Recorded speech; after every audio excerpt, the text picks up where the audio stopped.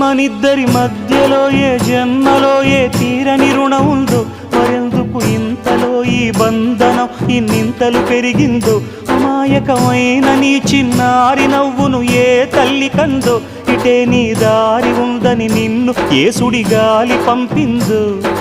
పాపం పుణ్యం దేవుడికెరుక, పేదకు దొరికిన బంగారు కణిక, పాలు వెన్నాలేవని అనక ప్రేమను తాగి పెరగవెసిలక.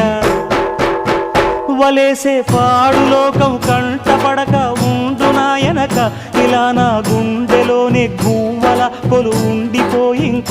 ఇటే పోస్తే ఎమున్నైనా నిలేస్తానే, మరింక ఏ కీడు నీ వంక రాలేదు.